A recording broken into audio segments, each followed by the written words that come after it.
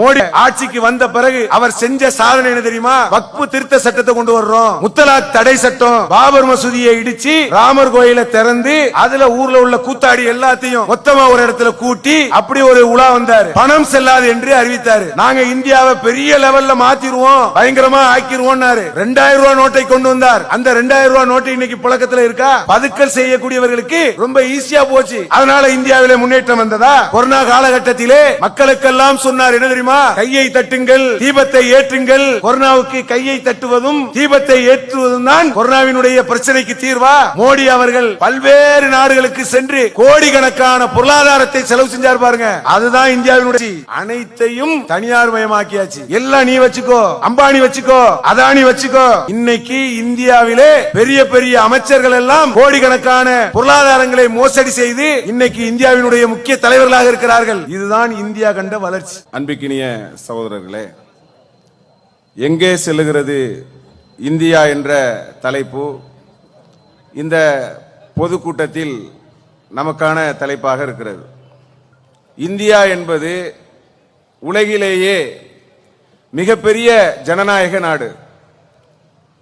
ஜனநாயக நாடு என்று சொன்னால் அதிகமான மக்கள் வாழக்கூடிய, பல்வேறு முரண்பட்ட மதத்தை சார்ந்த, இனத்தை சார்ந்த, மொழியை சார்ந்த மக்கள் வாழக்கூடிய பெரிய எண்ணிக்கையில் கொண்ட நாடுதான் இந்தியா என்பது. அதுவும் மிகப்பெரிய ஜனநாயக நாடு. ஜனநாயகம் என்றால் என்ன? கொஞ்சம் சிந்தித்து பார்க்க வேண்டும். ஜனநாயகம் என்றால் ஜனகணம் சொல்றாங்களா இல்லையா? ஜன என்று சொன்னால் மக்கள் ஆட்சி செய்யக்கூடிய அந்த அதிகாரத்தை தான் ஜனநாயகம் என்று சொல்வார்கள். அப்போ மக்களே மக்களுக்கு ஆட்சி செய்யக்கூடிய முறையைத்தான் ஜனநாயகம் என்று சொல்லப்படுகிறது. அப்ப இந்தியா ஜனநாயக நாடு என்றால் என்ன? இந்தியாவினுடைய ஆட்சி முறை என்பது மக்களால் தேர்வு செய்யப்பட்டு மக்களுக்கு ஆட்சி செய்து மக்களே தீர்மானம் செய்யக்கூடிய ஒரு முறையைத்தான் ஜனநாயக நாடு என்று சொல்லுகிறார்கள்.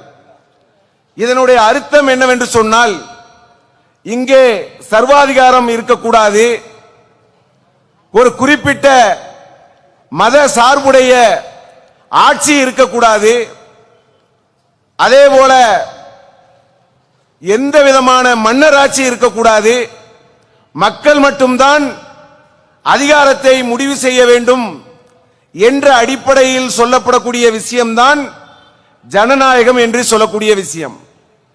இந்த ஜனநாயகத்தை எப்படி கட்டமைக்கிறார்கள்? இந்தியா எங்கே செல்கிறது என்று நாம தெரிந்து கொள்வதற்கு முன்னதாக ஜனநாயகத்தை பற்றி தெரிந்து கொண்டால்தான் இந்தியா எங்கே செல்கிறது என்று தெரிந்து கொள்வதற்கு வசதியாக இருக்கும். அதனால தான் இந்த அடிப்படையை நான் உங்களுக்கு சொல்லுகிறேன். ஜனநாயகத்தை எப்படி கட்டமைக்கிறார்கள் என்று சொன்னால், முதல் விஷயம் எப்படி கட்டமைக்கிறார்கள்? ஓட்டு போடக்கூடிய உரிமை. அப்போ ஓட்டை போட்டு வாக்கு சீட்டின் மூலமாகவோ ஏதோ ஒரு முறையில் ஓட்டை போட்டு அதிகாரத்தை தேர்வு செய்யக்கூடியது. அது யார் தேர்வு செய்வாங்க? மக்கள் தேர்வு செய்வார்கள். அதே போல அனைவரும் சமம். இந்தியா என்பது ஏராளமான மத நம்பிக்கை கொண்டவர்கள் இருக்கிறார்கள். குறிப்பாக இந்து மதம், கிறிஸ்துவ மதம், முஸ்லிம் மதம் என்று சொல்லி 3 முக்கிய மதங்கள் இந்தியாவிலே இருந்து கொண்டிருக்கிறது.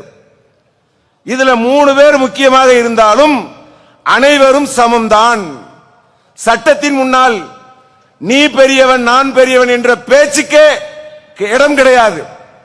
இது ஜனநாயகத்தினுடைய ஒரு அடிப்படை. அதே போல இன்னொரு அடிப்படை என்ன தெரியுமா? அதிகாரத்தை கேள்வி கேட்கக்கூடிய உரிமை ஜனநாயகத்திலே இருக்கிறது. யார் எவ்வளவு பெரிய ஆட்சியில இருந்தாலும் சரி, எவ்வளவு பெரிய அதிகாரத்திலே இருந்தாலும் சரி, அவர்களை கேள்வி கேட்கக்கூடிய உரிமை ஜனநாயகத்தில் இருக்கிறது. மன்னர் ஆட்சியில் அதை கேட்க முடியாது. நீங்கள் சவுதி போன்ற நாடுகளுக்கு சென்றால் அங்கே மன்னராட்சி நடைபெற்றுக் கொண்டிருக்கிறது. அங்க போய் நீங்கள் மன்னருக்கு எதிராக ஏதாவது பேச முடியுமா? எழுத முடியுமா? எதையாவது நீங்கள் சொன்னால் உங்களை உள்ளதுக்கி போட்டுருவான். அப்போ மன்னராட்சி என்பது வேறு, ஜனநாயக நாடு என்பது வேறு. ஜனநாயகனுடைய நாட்டிலே ஆட்சியில் யார் இருந்தாலும் சரி, மோடி இல்ல, மோடியினுடைய தகப்பனார் யார் வந்தாலும் சரி, அவர்களை கேள்வி கேட்கக்கூடிய உரிமை ஜனநாயகத்தில் அனைவருக்கும் இருக்கிறது. இது அதனுடைய அடிப்படை. அதே போல இன்னொரு அடிப்படை இருக்கிறது. சிறுபான்மை மக்களுடைய உரிமையை பாதுகாக்க வேண்டும். இந்த கட்டமைப்பில் தான் ஜனநாயகம் என்பது உருவாக்கப்படுகிறது. ஆனால் இது இன்று இந்தியாவிலே இந்த நிலை நீடிக்கிறதா? அதை நோக்கி பயணிக்கிறார்களா? ஒரு குறிப்பிட்ட மத சார்புடையவர்கள், அதை ஆதரிக்கக்கூடியவர்கள் இந்தியாவினுடைய ஜனநாயகத்தை உடைத்து சின்னாபின்னமாக ஆக்க வேண்டும் என்று நினைக்கிறார்கள். அவர்கள் இன்னைக்கு ஆட்சியிலே குறைந்தது ஒரு 10 வருஷ ஆட்சியிலே அமர்ந்து கொண்டு இந்தியாவினுடைய போக்கை மாற்றுகிறார்கள். எப்படியாவது ஜனநாயகத்தை உடைக்கணும், ஒரு குறிப்பிட்ட சார்புடைய நாடாக அதை மாற்ற வேண்டும் என்று துடிக்கிறார்கள். ஜனநாயகத்தினுடைய முகமாக யார் பார்க்கப்படுகிறார்கள்? நேரு பார்க்கப்படுகிறார், காந்தி பார்க்கப்படுகிறார், அம்பேத்கர் பார்க்கப்படுகிறார். இவர்கள் என்ன செய்யறாங்கன்னு சொன்னா, இவர்களை எல்லாம், இவர்களுடைய வரலாற்றை எல்லாம், இவர்களுடைய முகத்தை எல்லாம் அழிக்கணும் என்று நினைக்கிறார்கள். காந்தியினுடைய பெயரிலே இதற்கு முன்னதாக ஏராளமான திட்டங்கள் இருக்கிறதா? காந்தியினுடைய பெயரை மாத்து, அம்பேத்கருடைய வரலாற்றை மாத்து. அதே போல ஜனநாயகத்தினுடைய வடிவமாக தெரிகிறாரா நேரு தெரிகிறாரா?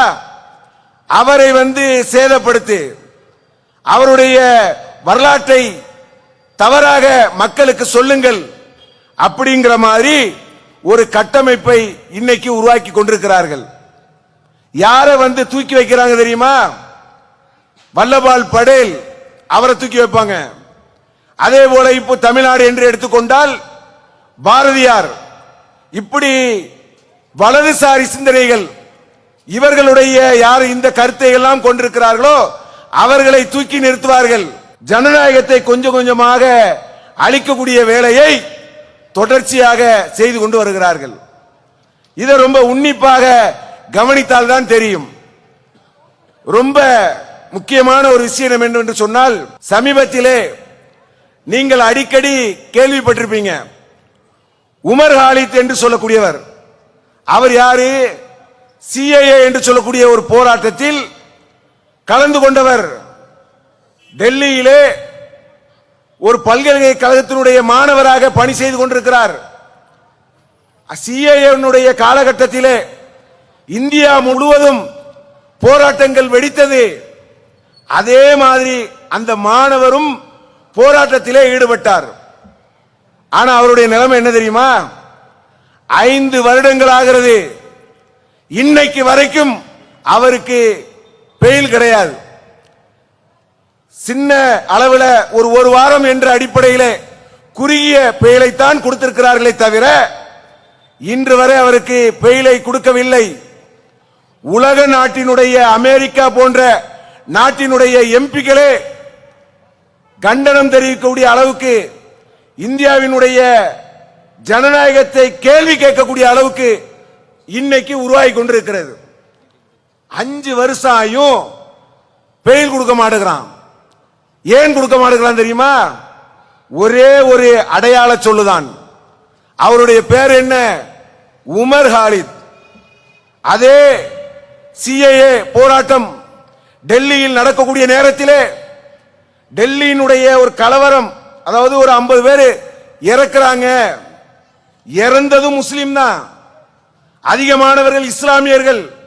அப்படி இஸ்லாமியர்கள் இறந்த ஒரு கலவரத்திலே அந்த கலவரத்தை தூண்டியவர் முக்கியமான ஆட்கள் யார் தெரியுமா? கபில் மிஸ்ரா, அதே போல அனிஸ் தாக்கூர். இவர்களுடைய பேச்சுதான். அவர்கள் ஒரு இடங்களிலே பேசுகிறார்கள், என்ன தெரியுமா? இவர்களை படுகொலை செய்யுங்கள். யாரெல்லாம் இந்த போராட்டத்திலே ஈடுபடுகிறார்களோ அவர்களை நீங்கள் படுகொலை செய்யுங்கள் என்று வெளிப்படையாக பாஜகவினுடைய முக்கிய பொறுப்புகளில் இருக்கக்கூடியவர்கள் பேசுகிறார்கள். அந்த வீடியோக்கள் சமூக வலைதளங்களிலே வருகிறது. பேசக்கூடிய நேரத்தில் அவருக்கு பாதுகாப்பாக பெரிய பெரிய அதிகாரிகள் எல்லாம் இருக்கிறார்கள். ஆனா அவர்கள் எல்லாம் இன்னைக்கு வெளியில இருக்கிறான். கலவரத்தை வெளிப்படையாக தூண்டி அவனுக்கு அங்கே பிரச்சனையை ஏற்படுத்திய தலைவர்கள் வெளியில. ஆனால் இந்த உமர் காலித் என்று சொல்லக்கூடியவர் சிறையில் இருந்து கொண்டிருக்கிறார். என்னப்பா பண்ணாரு? அப்படி என்ன அவர் செய்தார்? ஜனநாயகத்தினுடைய அடிப்படையில் ஜனநாயகத்தினுடைய உரிமைகளை, அதிகாரத்தை கேள்வி கேட்கக்கூடிய உரிமை ஒவ்வொருவருக்கும் இருக்கிறது. கேள்வி கேட்கலாம், தைரியமா கேட்கலாம், போராட்டம் செய்யலாம், கூட்டம் நடத்தலாம்.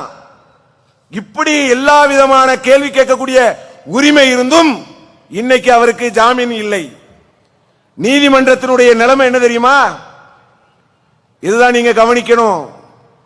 என்ன நடந்து கொண்டிருக்கிறது?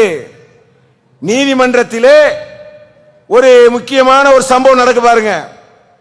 கபில் மிஸ்ரா, அனிஸ் தாக்கூர் இவர்களுடைய வீடியோக்கள் வரக்கூடிய நேரத்திலே ஒரு நீதிபதி, அவர் வேறு முரளிதர், அவர் என்ன செய்யறாருன்னு கேட்டா அன்னைக்கு இருக்கக்கூடிய காவல்துறையை அழைத்து கேட்கிறார். இவ்வளவு வெளிப்படையாக கலவரங்களை தூண்டக்கூடிய ஒரு பேச்சுகளை இவர்கள் பேசுகிறார்களே, இவர்கள் மீது நீங்கள் வழக்கு தொடுத்தீர்களா அப்படிங்கிற மாதிரி கேள்வியை கேட்கிறார் நீதிபதி. கேட்ட உடனே இல்லங்க, நாங்க அவருடைய வீடியோலாம் நாங்க பார்க்கவே இல்லை. சொல்றது யாரு? காவல்துறை. அவர்களுடைய வீடியோவை நான் பார்க்கவில்லை. உடனே நீதிபதி சொல்றாரு, யாரு? முரளிதர் என்று சொல்லக்கூடிய நீதிபதி. சரி, நீங்க பார்க்கலையா?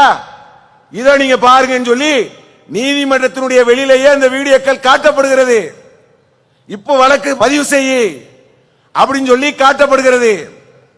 அப்படி சொன்ன உடனே பாஜகவினுடைய முக்கிய பொறுப்பாளர்களாக இவர்கள் இருந்ததனால் சொல்லப்பட்ட நீதிபதி 1 மணி நேரத்திலே அவர் பஞ்சாபுக்கு இடமாற்றம் செய்யப்படுகிறார்.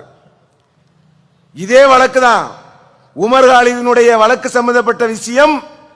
அங்கே டெல்லியில் நடந்திருக்கக்கூடிய ஒரு கலவர விஷயம். அந்த விஷயத்திலே 2 பேருக்கு எப்படி பார்க்கிறார்கள், நீதிமன்றம் கூட எப்படி அநீதியிழைக்கிறது என்று நீங்கள் கவனிக்க வேண்டும். அவருக்கு அப்படி ஒரு தவறு தண்டனை கொடுங்கள் என்று சொன்னால் அந்த நீதிபதி 1 மணி நேரத்திலே இடமாற்றம் செய்யப்படுகிறார். அப்ப என்ன நிலைமை? ஜனநாயகத்திலே ஒரு நீதிபதியை கூட சுதந்திரமாக செயல்பட முடியாத அளவுக்கு இந்தியாவினுடைய நிலைமை. உமர் காலித் வருகிறார், அவருடைய வழக்கு வருகிறது. வழக்கை எடுத்துக் கொள்ளவே மாட்டுகிறார்கள், கண்டுகொள்வதே கிடையாது. 20 முறை வருகிறது, தள்ளி விடுறது.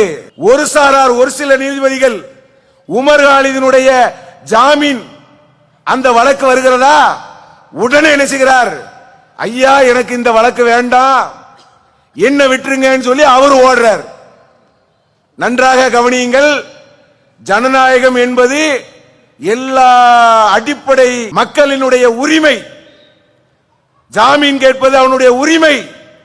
ஆனால் அந்த உரிமை ஒரு விசாரணையே நடைபெறவில்லை என்று சொன்னால் எந்த அளவுக்கு இன்னைக்கு ஒரு சமூகம் பாதிக்கப்பட்டிருக்கிறது என்று நீங்கள் சிந்தித்து பார்க்க வேண்டும்.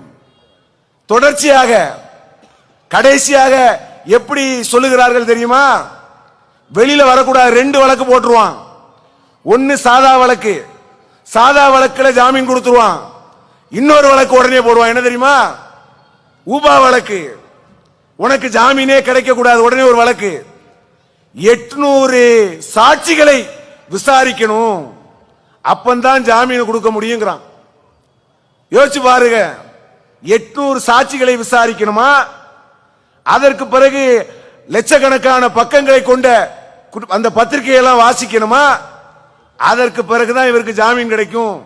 அப்படிங்கிற நிலைமைக்கு உமர் காலிதை தள்ளுகிறார்கள். என்னையா தப்பு செஞ்சான்? இந்த நாட்டினுடைய குடிமகனாக பிறந்தது தவறா? இஸ்லாத்தை ஏற்றுக்கொண்டது தவறா? உமர் காலித் என்ற பெயரை வைத்தது தவறா? என்ன தவறு செய்து விட்டான்? என்னப்பா செஞ்சான்? டெல்லியில் நடந்த கலவரத்துக்கும் இவருக்கும் என்ன சம்பந்தம்? வெளிப்படையாக சொல்லு, ஆதாரம் இருக்கிறதா? ஆதாரத்தை காட்டு என்று கேட்டால் என்ன ஆதாரம் தெரியுமா? அவர் வாட்ஸ்அப் குறிப்பிலே இருந்தார், போராட்டங்களை தூண்டிவிட்டார். அன்னைக்கு நடந்திருக்கக்கூடிய சிஏஏ என்று சொல்லக்கூடிய போராட்டத்தை இந்தியா முழுவதும் அனைவரும் செய்தார்கள். அப்படி பார்த்தா எல்லாருக்கும் நீங்கள் சிறைச்சாலையில் தான் போடணும். ஆனால் இன்னைக்கு அந்த மாணவர் வெளியே வர முடியாத அளவுக்கு ஜனநாயகம் நெரிக்கப்பட்டிருக்கிறது. நடிகர்கள் கேட்கிறார்கள். பிரகாஷ்ராஜ் சொல்லி நீங்க கேள்விப்பட்டிருப்பீங்க.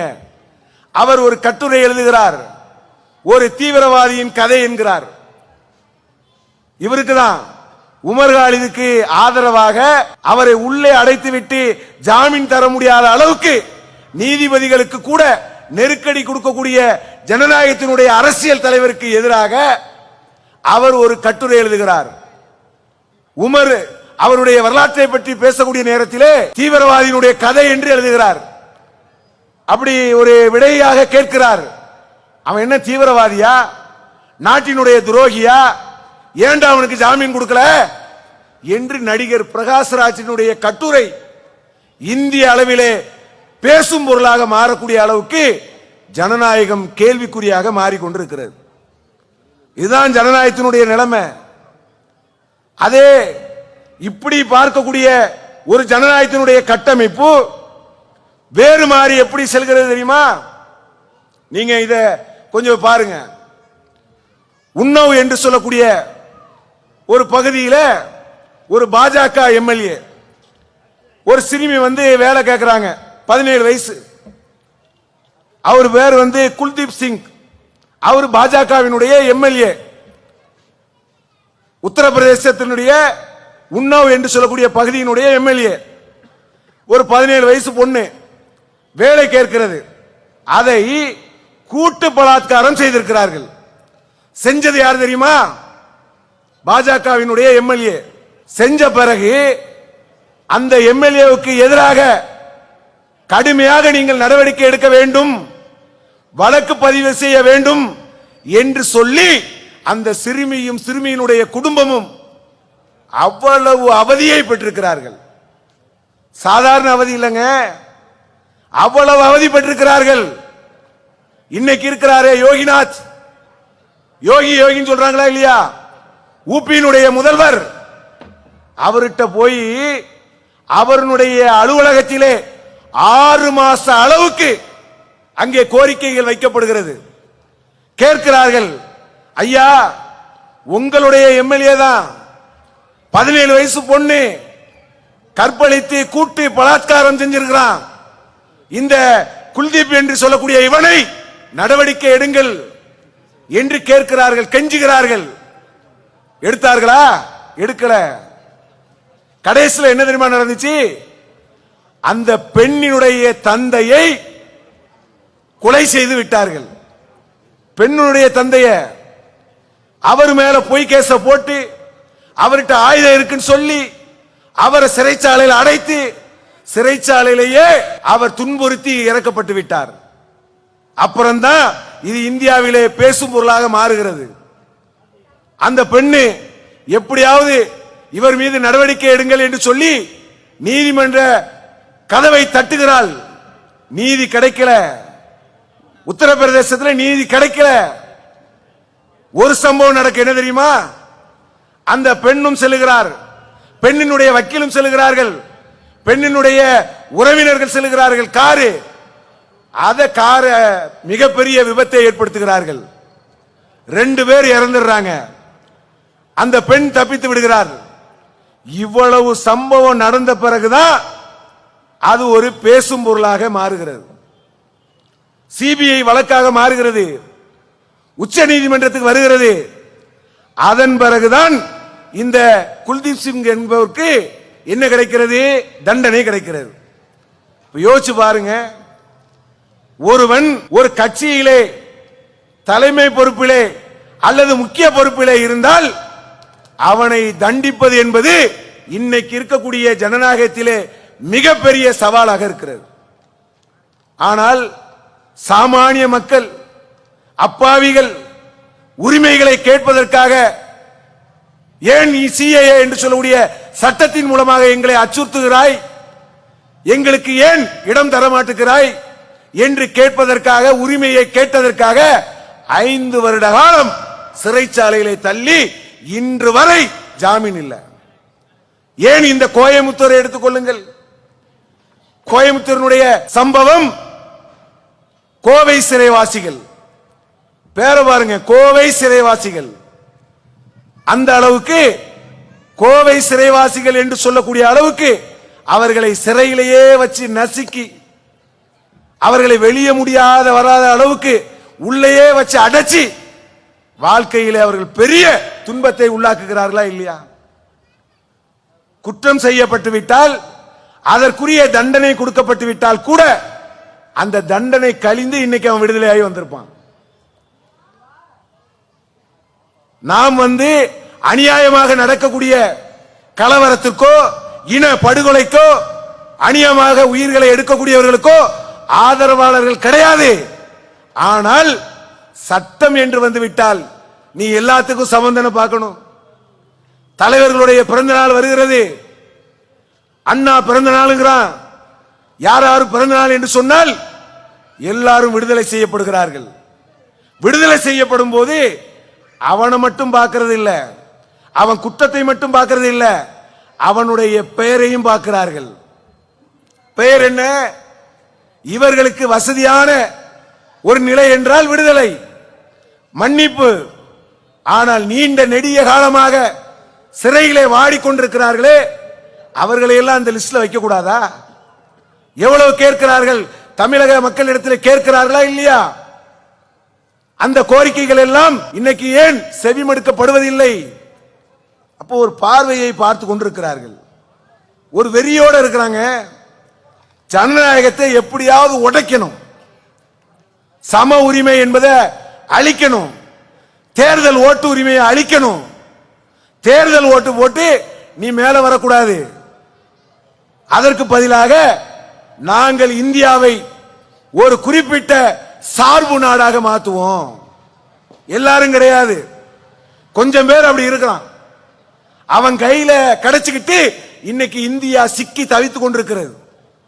வளர்ச்சி வளர்ச்சி என்கிறான். வந்த காலத்திலே இருந்து அவன் சொன்ன வார்த்தை தான் வளர்ச்சி ஆகுது.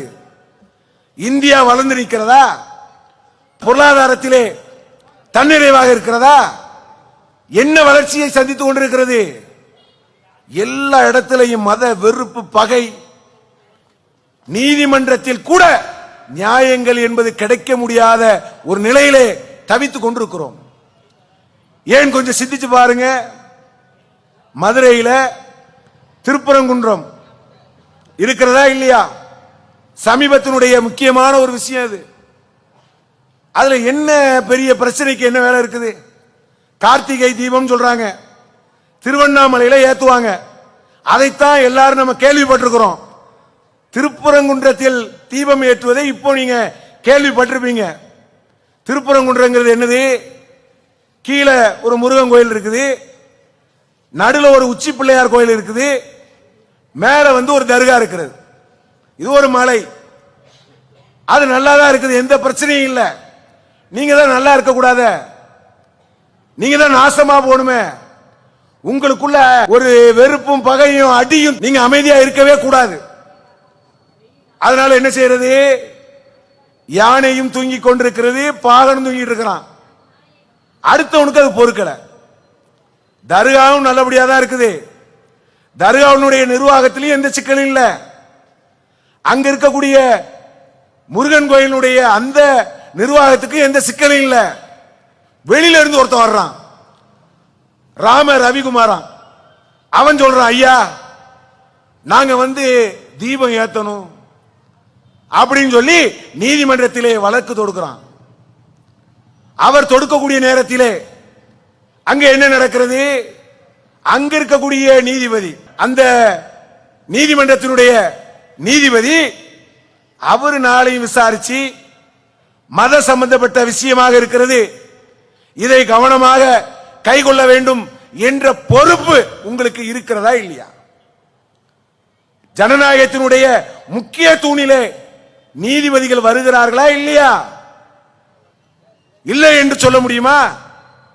அரசியல்வாதி தவறு செய்தாலும், காவல்துறை தவறு செய்தாலும், ஒரு சாமானிய மக்கள் எதை நாடுவார்கள்? நீதிமன்றத்தினுடைய நீதியைத்தான் நாடுவார்கள். அங்கே தனக்கு சரியான ஜனநாயகத்தினுடைய நீதி கிடைக்க வேண்டும் என்று நினைப்பார்கள். ஆனா அவர் என்ன செய்யறார் தெரியுமா? நீங்க போய் தீபம் ஏத்துங்கிறார். எங்க உச்சி பிள்ளையாருக்கு மேல தர்கா இருக்கு பாருங்க, உச்சி பிள்ளையாருடைய அந்த இடத்துல ஏத்தப்பட்ட தீபத்தை தர்கா இடத்துக்கு போக சொல்றார். பக்கத்துல ஒரு பெரிய தூண் இருக்குதான், அந்த தூணுக்கும் இதுக்கும் சம்பந்தமே இல்லை. அது தீபம் ஏற்றப்படக்கூடிய தூணும் கிடையாது, அது ஒரு அளவை கல் என்று சொல்லப்படுகிறது. இல்ல 70-80 வருஷத்துக்கு முன்னாடி ஏத்துனாங்க. ரவிக்குமாரனுடைய வாதம் 70 வருஷத்துக்கு முன்னாடி. இவங்க எதை சொன்னாலும் இன்னைக்குள்ளதெல்லாம் சொல்ல மாட்டாங்க. 70 வருஷத்துக்கு முன்னால, 100 வருஷத்துக்கு முன்னால பாபர் மசூதிக்கு அப்படித்தானே சொன்னா. பாபர் மசூதி இடித்து தரைமட்டமாக்கப்படும் போது என்ன சொல்லப்பட்டது? ராமர் பிறந்தாரு. எப்பப்பா பிறந்தாரு? 500 வருஷத்துக்கு முன்னால. எதை எடுத்தாலும் 500 தான். ஏன்? ஆதாரம் காட்ட முடியாதுல்ல. அப்ப இவ்வளவு ஒரு சிக்கலான ஒரு விஷயத்தை, மத உணர்வு, வெறுப்பு உணர்வு ஏற்படுத்தக்கூடிய தீர்ப்புகளை சர்வசாதாரணமாக நீதிபதி என்ன சொல்றாரு தெரியுமா? நீங்கள் ஏற்றுங்கள். அதுக்கு அவர் ஏற்ற சொன்ன கட்டளை மட்டும் கிடையாது. சரி, அது கூட அவருடைய ஒரு நிலை என்று எடுத்துக்கொள்ளலாம். ஆனால் அதற்கு பாதுகாப்பையும் சேர்த்து மத்திய காவல் படை, அது நீங்க போய் ஒரு 20-30 பேர் போய் பாதுகாப்பா ரவிக்குமாருக்கு போங்க, ஏத்தட்டும். இது அவருடைய வேலையா? நீதிமன்றத்தினுடைய வேலையா? உள்ளூர்காரர்கள் ஏற்கிறார்களா? ரவிக்குமார் யார்? உள்ளூர்காரரா? அவர் ஏன் இப்படி ஒரு கோரிக்கையை திருப்பரங்குன்றத்தில் வைக்கிறார்? அவர் கோயில் நிர்வாகமா? அவர் ஏன் வைக்கிறார்? அவர் பின்னால் இருக்கக்கூடிய பாசிச சக்திகள், இவங்க வேலையே இதாங்க. ஜனநாயகத்தில் எவனும் நிம்மதியா இருக்கக்கூடாது.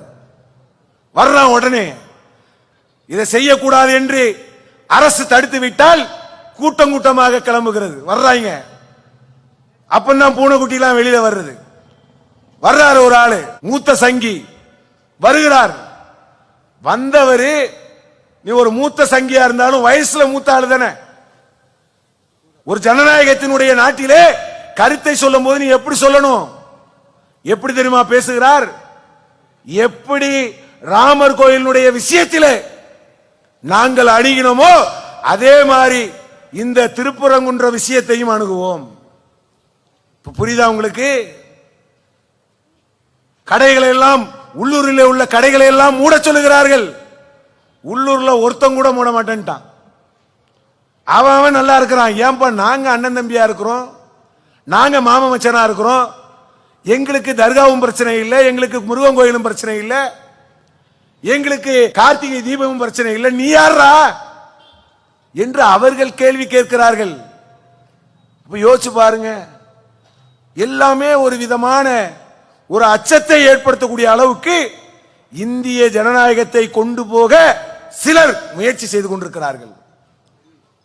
ஆனால் நீங்கள் ஒன்றை விளங்கிக் கொள்ள வேண்டும், இவர்கள் என்னதான் முயற்சி செய்தாலும் இந்திய நாட்டினுடைய ஜனநாயக கட்டமைப்பை உடைக்கவே முடியாது. ஒரு மனுஷன் இருக்கிறான்னு வைங்க, நம்ம மனுஷ உடலே முரண்பாடு தான்.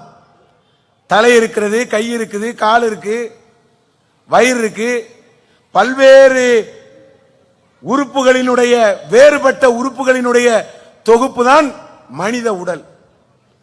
இதுல எதையுமே நீங்க ரிஜெக்ட் பண்ண முடியாது. கை தேவைப்படுது கண்ணுக்கு, கண் தேவைப்படுது கைக்கு. முரண்பட்ட உறுப்புகளினுடைய தொகுப்பு தான் ஒரு மனிதனை, அவனை உருவம் என்று அடையாளப்படுத்துகிறது. அதுதான் அவனை நன்மைக்கு காட்டுகிறது. அதே மாதிரிதான் இந்தியாங்கிறது. பல மொழிகளை சார்ந்தவர்கள், பல இனத்தை சார்ந்தவர்கள், பல விஷயத்தை பேசக்கூடியவர்கள் எல்லாரும் சேர்ந்த முரண்பட்ட ஒரு இந்தியா தான் ஜனநாயகம் என்பது. இனி அழிக்க முடியுமா? அழிச்சிருவியா? குறிப்பிட்ட மத சார்புடைய நாடு ஆக்கிருவியா? பகல் கனவு கண்டு கொண்டிருக்கிறார்கள், நடக்காது. ஆனால் இவர்கள் பல சிந்தனைகளை செயல்படுத்தி கொண்டிருக்கிறார்கள். ஒருத்தர் வர்றாரு, அவர் யாருன்னு கேட்டா நாட்டினுடைய பிரதமர் என்கிறார். இந்தியாவிலேயே மிக மிக வெறுப்பு பேச்சியை பேசியவர்கள் 3 பேர். ஒருவர் யார் தெரியுமா? உத்தரப்பிரதேசம் யோகிநாத். இவர் தான் இந்தியாவிலேயே உச்சகட்ட வெறுப்பு பேச்சு பேசக்கூடிய ஆள்ல முத ஆளு. அடுத்து வர்றாரு நம்ம ஆளு, நாட்டினுடைய பிரதமர் மோடிங்க. வெறுப்பு பேச்சு என்னங்க மோடி அப்படி என்ன வெறுப்பு பேச்சு பேசுகிறார்? அடுத்து யார் வர்றா? அமித்ஷா. பிரச்சாரத்துக்கு செல்கிறார்கள். நாட்டினுடைய பிரதமர் என்ன அர்த்தம்? 1950 ஜனநாயக கட்டமைப்பு உருவாக்கப்படும் போது ஆட்சி அதிகாரத்துக்கு வந்தவர்கள் யார் எந்த சிந்தனையில இருந்தாலும் சரி, ஜனநாயகத்துக்கு கட்டுப்பட்டு தான் நீங்க ஆட்சி செய்யணும். இவர் ஆட்சி செய்கிறார், பொதுக்கூட்டங்களிலே பேசுகிறார். மக்களே கேட்டுக்கொள்ளுங்கள், உங்களிடத்தில் இருக்கக்கூடிய நகைகளையும் உங்களிடத்தில் இருக்கக்கூடிய சொத்துகளையும் பிடுங்கி, யார இந்து மக்கள்கிட்ட இருக்கக்கூடிய நகையையும் இடத்தையும் பிடுங்கி இஸ்லாமியர்கள் சிறுபான்மை மக்கள்கிட்ட கொடுக்க போகிறது காங்கிரஸ் அரசு. காங்கிரசுக்கு ஆட்சிக்கு வந்தால் இதுதான் நடக்கும். இப்படி பேசுறாருங்க, இப்படி வெளிப்படையாக சொல்லுகிறார். நடக்குமா? அப்படி செய்வார்களா? எவ்வளவு பெரிய ஒரு வெறுப்பு பேச்சு பாருங்க. முஸ்லிம்களுக்கும் இந்துக்களுக்கும் ஒரு பகை உணர்வை ஏற்படுத்துவதற்கு நாட்டினுடைய பிரதமர் வேட்பாளரே இப்படி பேசுகிறார். யோகி சொல்றார் என்ன தெரியுமா? 70க்கும் 30க்குமான போட்டிங்கிறார். அப்படின்னா என்ன அர்த்தம்? 70% இந்துக்களுக்கும் 30% முஸ்லிம்களுக்குமான போட்டிங்கிறார். ஏண்டா தேர்தலுக்கு வர்றீங்க, நாட்டினுடைய வளர்ச்சிக்கு நீ என்ன செஞ்ச? பாபர் மசூதி பாபர் மசூதி அப்படின்னு ஓட்டி ஓட்டி பார்த்தார்கள். அப்புறம் அதை இடித்தார்கள். அப்புறம் ராமர் கோயிலை கட்டினார்கள். கட்டின பிறகுதான் அதே இடத்துல பாஜகவினுடைய எம்எல்ஏ தோற்கடிக்கப்படுகிறார். அந்த கட்சியினுடைய ஒரு முக்கிய பொறுப்பில் நின்றவர்கள் தோற்கடிக்கப்படுகிறார்கள். ராமர் கோயிலை கட்டியதனால் இந்தியா என்ன வளர்ச்சி அடைஞ்சிருச்சு? எதை நோக்கி போயிடுச்சு? விலை குறைந்து விட்டதா? விலைவாசி குறைந்து விட்டதா? தங்கத்தினுடைய விலை குறைந்து விட்டதா? பெட்ரோல் விலை குறைந்து விட்டதா? அடிப்படை உரிமை ஒரு இந்துக்கு எந்த அளவிலே கிடைத்திருக்கிறது? எதுவும் கிடையாது. இப்படி வெறுப்பு பேச்ச பேசி பேசி பேசி இந்திய ஜனநாயகத்தை உடைக்கலாம் என்று நினைக்கிறார்கள். தலைவர்களுடைய இந்த வெறுப்பு பேச்சினால என்ன விளைவு ஏற்படுது தெரியுமா? இப்போ பல்வேறு சம்பவங்கள் நடைபெற்றுக் கொண்டிருக்கிறது. என்ன? இப்ப சமீபத்திலே கிறிஸ்துமஸ் பண்டிகை வருகிறது. அதுல கிறிஸ்துவர்கள் கொண்டாடி கொண்டிருக்கிறார்கள். அவங்க மகிழ்ச்சியா கொண்டாடுறாங்க. இது இந்தியா, எல்லா மதத்தவனுடைய நாடுதான். இது எல்லாரும் மகிழ்ச்சியா இருக்கக்கூடியது. இந்துக்கள் அவங்களுடைய பண்டிகையை கொண்டாடுகிறார்கள், முஸ்லிம்கள் அவங்களுடைய பண்டிகையை கொண்டாடலாம், கிறிஸ்துவர்கள் அவர்களுடைய பண்டிகையை கொண்டாடலாம். ஆனால் எப்படி முஸ்லிம்களை குறி வச்சு மாட்டுக்கறி வச்சிருக்கிற மாட்டினுடைய சாணத்தை உணவாக, அது ஒரு பெரிய பாக்கியமாக அமிர்தமாக நினைக்கக்கூடியவனுக்கு மாட்டுக்கறி பிரச்சனை.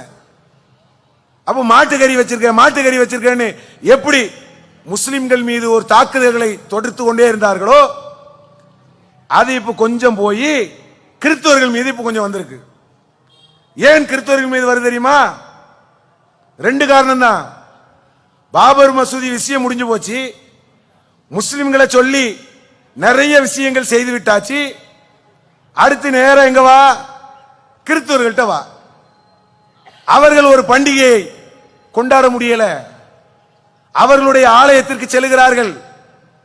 நாம் சொல்லக்கூடிய இந்த கருத்து என்பது இந்தியாவில் வாழக்கூடிய எல்லா பெரும்பான்மை மக்கள் கிடையாது, எங்களுடைய தொப்புள் கொடி உறவுகள் கிடையாது, இந்து மக்கள் கிடையாது.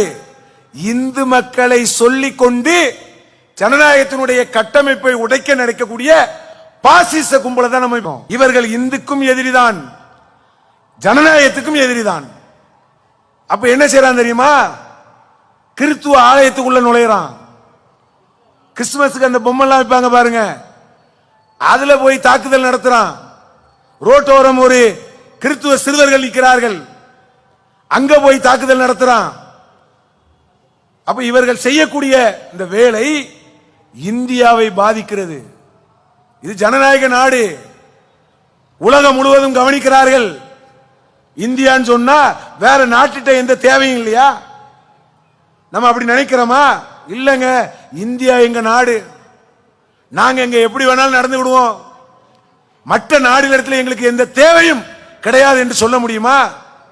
முடியாது. அப்படின்னா நீங்க சவுதியில நீங்க பெட்ரோல் வாங்க கூடாது, வேறு வேறு நாடுகள்ல எந்த விதமான வர்த்தகத்தையும் நீங்க வைக்க கூடாது. மோடி பிரதமர் செல்லாத நாடே கிடையாது, எல்லா நாட்டுக்கும் பயணம் செய்கிறார். ஏன் செய்கிறார்? உங்களுக்கு தான் எந்த நாட்டுக்கு தேவை இல்லையே, நீங்க தான் எங்கேயும் போக வேண்டிய அவசியமே இல்லையே, ஏன் செல்லுகிறார்? எல்லாருடைய தயவும் தேவைப்படுது. அதெல்லாம் அந்த காலம், அறியாமை காலம், நீங்க பாட்டுக்கு ஏதாவது செய்யக்கூடிய காலம். இப்ப அப்படி கிடையாது. ஒரு நாட்டில் ஏற்படக்கூடிய பாதிப்பை இன்னொருவன் கவனிக்கிறான், அங்கு நடக்கக்கூடிய பாதிப்பை இங்கே இருக்கிறவன் கேள்வி கேட்கிறான். அப்படி நாட்டில் உட்கார்ந்துகிட்டு ஜனநாயகத்தை கேவலப்படுத்துறான், அசிங்கப்படுத்துறான், வெறுப்பு பேச்சு பேசுறான், உண்மைக்கு மாற்றமா சொல்றான். எப்படியான ஒரு கட்டமைப்பை உருவாக்கி கொண்டிருக்கிறார்கள் என்று நீங்கள் பாருங்கள்.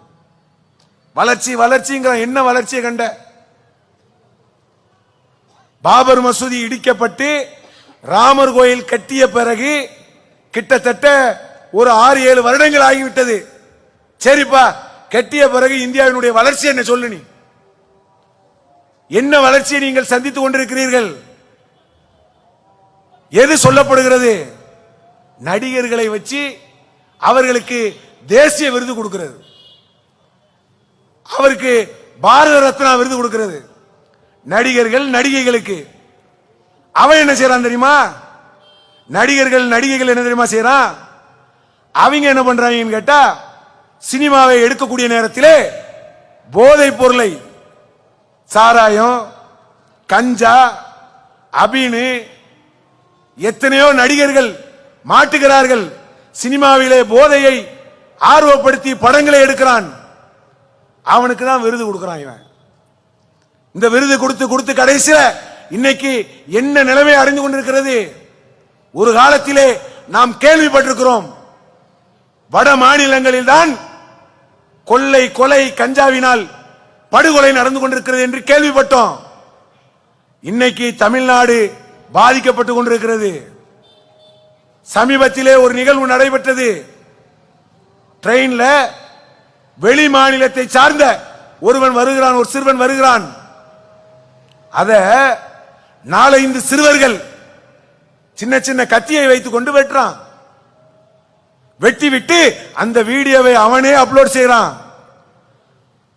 அதை முகநூலிலே ஏற்றி மகிழ்ச்சி அடைகிறான். என்ன மாதிரியான ஒரு சமூகத்தை இந்தியாவிலே அரசியல் தலைவர்கள் உருவாக்கி கொண்டிருக்கிறார்கள்? அச்சப்படுகிறார்களா இல்லையா? பொதுமக்கள் இன்னைக்கு பொது வெளியிலே போவதற்கு அச்சப்படுகிறார்கள். கஞ்சாவை அடித்து அடித்து அடித்து அடித்து 17 வயசு 15 வயசு 16 வயசு அவனுக்கு மூளையெல்லாம் மறத்து கத்தியை வச்சு வெட்டக்கூடிய அளவுக்கு அவனுடைய சிந்தனைகள் மாறி நிற்குதுன்னு சொன்னா, இதுல அவனுடைய பங்களிப்பு மட்டும் என்று இருக்கிறதா? மாநில மத்திய அரசினுடைய பங்கு கிடையாதா? கஞ்சா எப்படி வானத்தில் இருந்து வருகிறதா? ஹெல்மெட் போடாட்டா துடிப்பாங்க. ஏய், ஹெல்மெட் இருக்கா, இறங்கடா. காவல்துறையினுடைய பார்வைகள் இந்திய அளவுல தான் பேசுறேன், தமிழ்நாடுன்னு கிடையாது.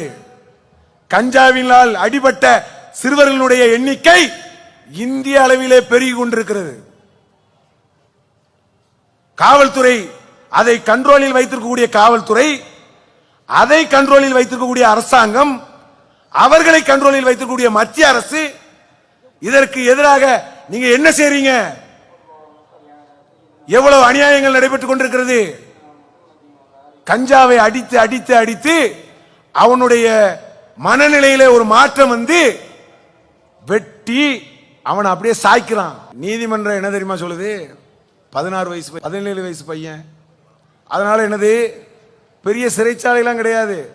ஒரு ஆளுக்கு ஜாமீன் கொடுத்தாச்சு, இன்னொருவனுக்கு இன்னொரு 4-5 பேருக்கு என்ன, அவர்களை கொண்டு ஏதாவது ஒரு சின்ன கூடத்தில் கொண்டு அடைச்சிடுறது. எப்படி ஒரு சமூகம் உருவாயிட்டு இருக்கு பாருங்க, எப்படி உருவாக்குகிறார்கள். சிறுவர்கள் என்றால் இஸ்லாமியம் மார்க்கம் எப்படி சிறுவர்களை சொல்லுகிறது என்று பார்க்க வேண்டும். பருவ வயசை அடைகிறோம் பாருங்க, அப்போ நம்ம சிறுவர் கிடையாது. 15, 16, 17 எல்லாம் ஒருத்தன் வந்து பருவ வயதை அடைந்து விடுவான். 15 வயசு 17 வயசுல ஒருத்தனை கல்யாணம் கட்டி கொடுத்தா பிள்ளைய பத்துருவான். கற்பழிக்கானா இல்லையா? 15 வயசு 16 வயசு பையன் கற்பழிப்புல ஈடுபடுகிறான். சிறுவனாவன் எப்படி கற்பழிப்புல ஈடுபடுறான்? நம்ம நாடு என்ன சொல்லுதுன்னு பாருங்க. இப்ப சட்டம் யோசிக்க வேண்டாமா? ஏண்டா இவ்வளவு பெரிய ஒரு கொடுமையை செய்யறான், அதை ரீல்ஸா போடுறான், அதை வீடியோவா எடுத்து அப்லோட் பண்றான். நாளைக்கு அவனுக்கு ஜாமீன் வருது, அவனுக்கு அறிவுரை சொல்லி அனுப்பக்கூடிய நிலைமையில் இருந்தால் இந்தியா எப்படி ஒரு வளர்ச்சி பாதையை நோக்கி போகும்? இந்த கஞ்சாங்கிறதுலாம் ஒரு காலத்தில் நம்ம கேள்விப்பட்டிருக்கிறோம். கஞ்சான்னு ஒண்ணு இருக்குதான், அதை வந்து கப்பு கப்புன்னு இழுப்பாங்களாம், கேள்விப்பட்டிருக்கிறோம். இன்னைக்கு அப்படி கிடையாது. கண்ணுக்கு தெரியாம அப்படியே புழக்கத்திலே இருந்து கொண்டிருக்கிறது. கல்லூரி சாலைகள் கஞ்சா மிட்டாய், அபின் மிட்டாய் கொடுக்கப்படுகிறது. எல்லாம் எப்படி வானத்தில் இருந்து குதிக்கிறதா? அரசாங்கத்துக்கு தெரியாதா? இவ்வளவு ஒரு போதை கலாச்சாரத்தை உருவாக்கக்கூடிய சினிமாக்களை மத்திய அரசாங்கம் கூட்டு என்ன செய்யறாங்க தெரியுமா? பாரத ரத்னா விருது.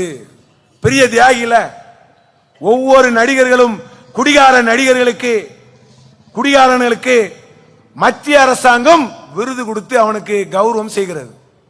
வேற எப்படி இந்தியா உருப்படும்? யோசிச்சு பாருங்க. இப்படி சென்று கொண்டிருக்கிறது. அதே போல சமீபத்திலே இந்திய அளவிலே ஒரு வெறுப்பு ஒன்று உருவாக்கி கொண்டிருக்கிறார்கள். என்ன வெறுப்பு தெரியுமா? ஆடை வெறுப்பு. முஸ்லிம்கள் போடக்கூடிய ஆடைன்னா அவங்களுக்கு வெறுப்பா வந்துடும். முஸ்லிம்கள் பர்தா போடுறாங்கல்ல, முகத்தை மறைக்கிறதுங்கிறது இஸ்லாம் சொன்ன விஷயம் கிடையாது. சிலர் ஆர்வத்தில் அதை செய்யறாங்க. ஆனாலும் அதை ஜனநாயக நாட்டில் யாருக்கும் பிடித்து இழுக்கக்கூடிய அதிகாரம் கிடையாது. ஆனால் சமீபத்திலே பீகாரிலே ஒரு மேடையிலே ஒரு முஸ்லிம் மாணவி டாக்டர் பட்டம் பெறக்கூடிய நேரத்திலே அவர் முகத்தை அணிந்திருக்கிறார், அந்த துணியை கொண்டு மறைத்து வைத்திருக்கிறார். அதை தூக்கி என்ன செய்றார் தெரியுமா? பகுதியினுடைய முதல்வர் பிடிச்சி இழுக்கிறார். அதை இழுக்கிறாருங்க. எப்படி போயிட்டு இருக்கு பாருங்க. இதுக்கு காரணம் என்ன தெரியுமா? இந்த ஆடை வெறுப்பை அப்படியே பதிய செய்றாங்க. ஆடையில வெறுப்பு, உணவுல வெறுப்பு, லவ் ஜிகாது, கொரோனா ஜிகாது, எல்லாத்திலும் அப்படியே வெறுப்பை ஊட்டிக்கிட்டே இருக்கிறது. கொரோனா காலகட்டத்திலே கொரோனா ஜிகாதுன்னு சொல்லி ஒருத்தன் வீடியோ போட்டான். சாதாரண வீடியோ இல்ல, ஒரு யூடியூபர் ஒரு வீடியோவை வெளியிடுகிறார். முஸ்லிம்கள், குறிப்பாக தப்லீக் ஜமாத்தை சார்ந்தவர்கள் டெல்லியிலே தப்லீக்கு வந்திருக்கக்கூடிய நேரத்திலே இந்தியா முழுவதும் கொரோனாவை பரப்புகிறார்கள் அப்படின்னு சொல்லி ஒரு வீடியோ போட்டான்.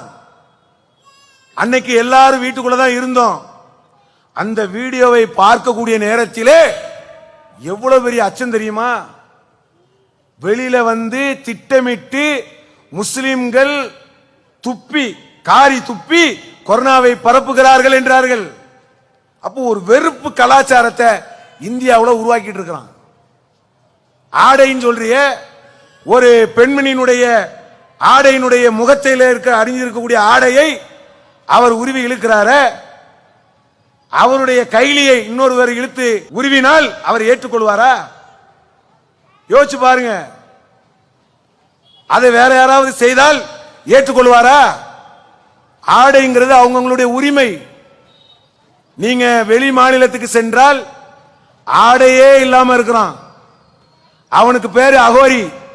அவனை கூட்டு வந்து அவனை சட்டசபையில உட்கார வைத்து விட்டு சட்டசபையை நடத்துகிறார்கள். கேட்டா என்ன சொல்றான்? அது அவன் உரிமைங்கிறான்.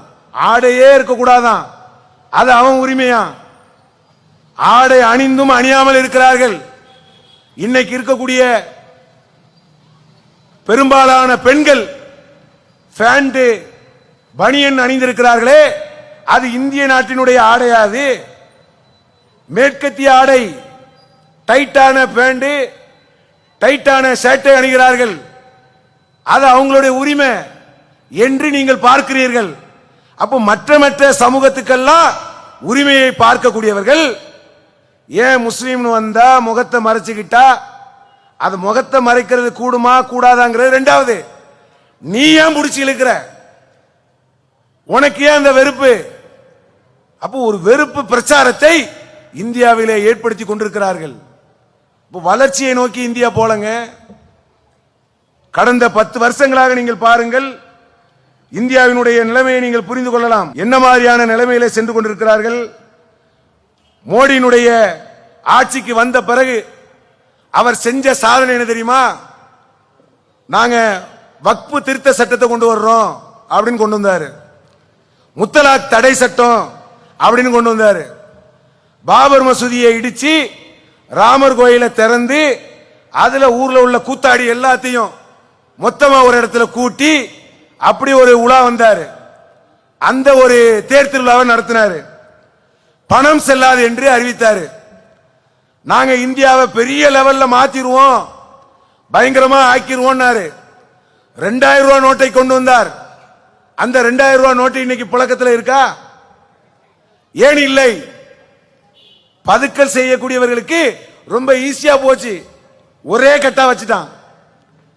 10 கட்டு வைக்கிறவன் 2000 ரூபாய் நோட்டு ஒரே கட்டு தூக்கிட்டு ஈஸியா பதுக்கிறதுக்கு வழி செய்யக்கூடிய ஒரு பெரிய சட்டத்தை கொண்டு வந்தார். பண மதிப்பு இழப்புன்னு சொல்லி.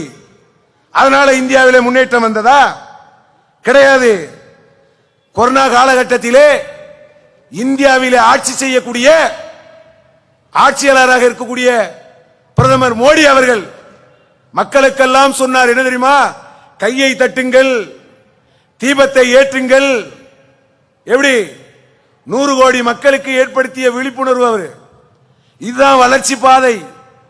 கொரோனாவுக்கு கையை தட்டுவதும் தீபத்தை ஏற்றுவதும் தான் கொரோனாவினுடைய பிரச்சனைக்கு தீர்வா? அப்படியான ஒரு விஷயத்தை செய்தார். அதே போல ஒரு பெரிய தத்துவத்தை இந்தியாவுக்கு சொன்னார். என்ன தெரியுமா? நான் சாதாரண ஒரு பிறவி கிடையாது. யாரு? பிரதமர் மோடி அவர்கள் சொன்னது. தெய்வத்தினுடைய பிள்ளையாக இருக்கலாம், நீங்கள் எப்படி ஒரு பிறப்பாக பிறக்கிறீர்களோ அது மாதிரிலாம் நான் கிடையாது. இதுதான் இந்தியாவினுடைய வளர்ச்சி. மோடி அவர்கள் பல்வேறு நாடுகளுக்கு சென்று சென்று சென்று கோடிக்கணக்கான பொருளாதாரத்தை செலவு செஞ்சார் பாருங்க. அதுதான் இந்தியாவினுடைய வளர்ச்சி. சமீபத்திலே விமானம், ஒரு தனியார் விமானம், அந்த விமானம் என்ன செய்றாங்க? நிறுத்துகிறார்கள். எங்களுடைய சேவையை நாங்கள் நிறுத்துகிறோம் என்று சொல்கிறார்கள். இந்தியாவே திணறுகிறது. மோடியால் ஏதாவது செய்ய முடிந்ததா? இந்திய அரசாங்கத்தால் ஏதாவது செய்ய முடிந்ததா? முடியாது. ஏன் தெரியுமா? அனைத்தையும் தனியார் மயமாக்கியாச்சு. எல்லாம் நீ வச்சுக்கோ, அம்பானி வச்சுக்கோ, அதானி வச்சுக்கோ அப்படின்னு சொல்லி எல்லாருக்கும் தனியார் மயமாக ஆக்கினார்கள். மோடி அவர்கள் வரக்கூடிய நேரத்திலே, தேர்தல் நேரத்திலே சொன்னார், நானும் ஊழல் செய்ய மாட்டேன், மற்றவர்களையும் ஊழல் செய்ய விட மாட்டேன் என்றார். இன்னைக்கு இந்தியாவிலே பெரிய பெரிய அமைச்சர்கள் எல்லாம் கோடிக்கணக்கான ஊழலை செய்து கொண்டிருக்கிறார்கள். கோடிக்கணக்கான பொருளாதாரங்களை மோசடி செய்து பணத்தை அரசாங்கத்தினுடைய ஊழியர்களிடத்திலே மோசடி செய்து கோடிக்கணக்கிலே மோசடி செய்தவர்கள் எல்லாம் இன்னைக்கு இந்தியாவினுடைய முக்கிய தலைவர்களாக இருக்கிறார்கள். இதுதான் இந்தியா கண்ட வளர்ச்சி. அப்ப இந்தியாவினுடைய போக்கை சிலர் மாற்ற நினைக்கிறார்கள். ஆனால் ஜனநாயகம் என்பது அப்படி கிடையாது. யார் என்ன செஞ்சாலும் நிச்சயமாக ஜனநாயக நாடு என்பது ஜெயிக்கும். எஸ்ஐஆர் சொல்லி ஒண்ணுல வந்திருக்கிறாங்க, அது மூலமா வர்றான், தேர்தல் ஆணையத்து மூலமா வர்றான், பல லட்சக்கணக்கான வாக்காளர்களை நீக்கிறான். ஏன் தெரியுமா? உங்களை நீக்கினால் அடுத்து குறிப்பிட்ட சாரார் வருவதற்கு ஈஸியா இருக்குன்னு நினைக்கிறான். ஆனால் இதெல்லாம் ஒரு குறிப்பிட்ட கால ஒரு விஷயமாகத்தான் பார்க்கப்படுகிறது. இந்திய ஜனநாயகத்தை காப்பாற்றக்கூடிய முழு பொறுப்பும் இந்திய குடிமக்களுக்கு இருக்கிறது. அதை அனைவரும் கூட்டாக நின்று செய்யக்கூடிய நன்மக்களாக இருக்க வேண்டும் என கூறி என்னுடைய உரையை நிறைவு செய்கிறேன். அல்ஹம்துலில்லாஹி ரப்பில் ஆலமீன். அஸ்ஸலாமு அலைக்கும். அல்லாஹு அக்பர், அல்லாஹு அக்பர்.